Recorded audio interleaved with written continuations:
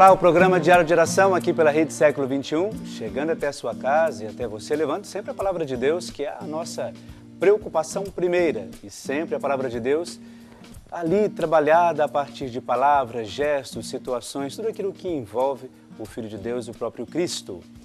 E claro, nesta nossa reflexão de hoje, nós não poderíamos pensar diferente, porque nós vamos pensar e refletir sobre algumas situações que Jesus viveu ao longo desses dias. Nós vamos refletir sobre isso.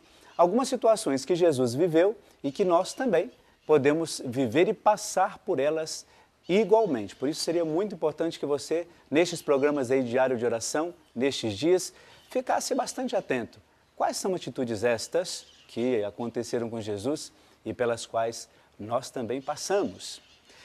Muito bem, a nossa reflexão de hoje está centralizada numa das passagens de Jesus em que ele foi tentado. Sabe aquela passagem lá do deserto em que Jesus, ao longo dos 40 dias, ele foi tentado a ser, a ter, a possuir de fato aquilo que não era tão necessário para que a obra de Deus pudesse ser conhecida? Pois é. A partir deste texto a gente começa a entender que Jesus de fato ele tinha mesmo este sentimento de doar-se até o último instante por causa de todos nós ou para todos nós.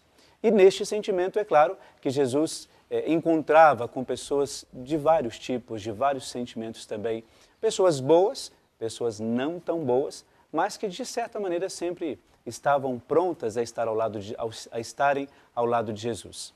Algumas com boas intenções, ajudando, colaborando na missão, conversando com as pessoas que sempre estavam ao redor de Jesus, e eu até diria, catequizando as outras pessoas, falando do próprio Jesus. Por outro lado, haviam outras pessoas também que não gostavam de Jesus, achavam que ele era uma pedra de tropeço para algumas coisas que elas precisavam realizar e que Jesus sempre tinha um diferencial no modo de dizer e isso as atrapalhava. Pessoas que procuravam, por exemplo, perseguir e matar Jesus, sempre encontrando uma justificativa para colocar Jesus em xeque.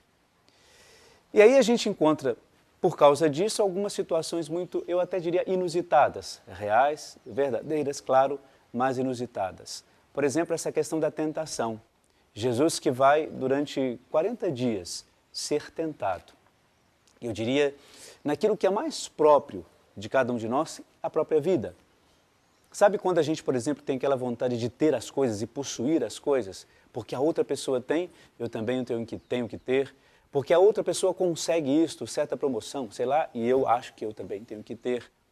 Quando a pessoa, por exemplo, ela imagina ser uma coisa, ou gostaria de ser uma coisa, melhor dizendo, e no entanto ela não é.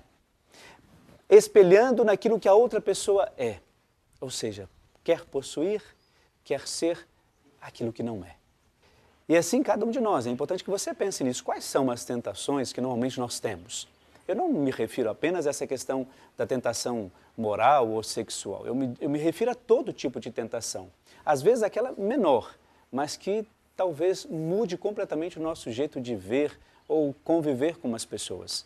Por isso a tentação de Jesus serve para nós também como um alento sobre isto. Agora, o que é importante diante de todas essas questões? Quando Jesus vence essa tentação no deserto, ou as tentações do deserto, ele não vence como apenas o Filho de Deus, como sou eu e você. Jesus ele vence a tentação ou as tentações como ser humano, na propriedade do seu ser, na força que ele mesmo tinha, de enfrentamento diante do mal. E eu acho que isso deve servir para nós como uma referência também. E a gente não pode cair naquela tentação também de achar que Jesus conseguiu tudo isso porque ele era Filho de Deus. A gente sempre bate nessa tecla aqui porque nós sempre acabamos pensando nisso.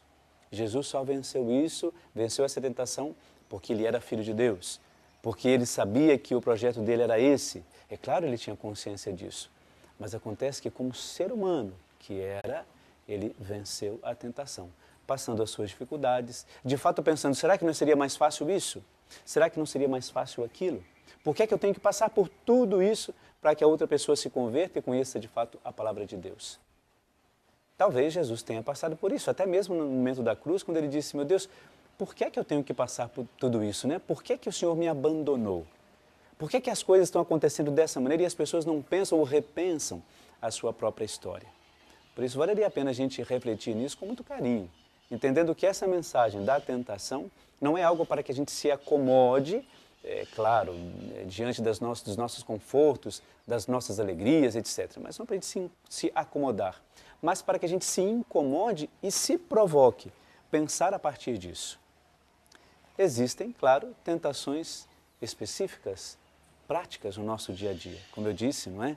Às vezes ter as coisas, possuir as coisas, isso acaba sendo uma tentação muito grande para cada um de nós. Principalmente quando as coisas não vão dando certo como nós gostaríamos que dessem. Mas ao mesmo tempo, nós temos que buscar isso e trazer isso como uma referência pessoal. Referência de lutar, de conseguir e perceber as nossas forças e entender todo o nosso caminho, toda a nossa vida aqui. Principalmente também quando nós percebemos que somos filhos batizados e amados por Deus. E assim a gente começa a entender que todas as coisas que nós podemos passar na nossa vida, nós podemos fazer isso tudo em nome do Senhor Jesus. Fique então agora com a bênção e uma oração muito especial para você e para toda a sua família.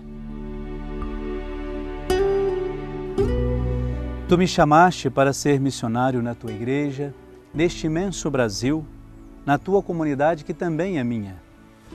Tu me confiaste a missão de denunciar o pecado, de testemunhar com a minha própria vida os valores do Evangelho, para que o Senhor, que me enviou para anunciar a Boa Nova, me inspire cada vez mais. É difícil o teu chamado, Senhor, e grande a minha responsabilidade, mas, se me escolheste, confio nas tuas graças.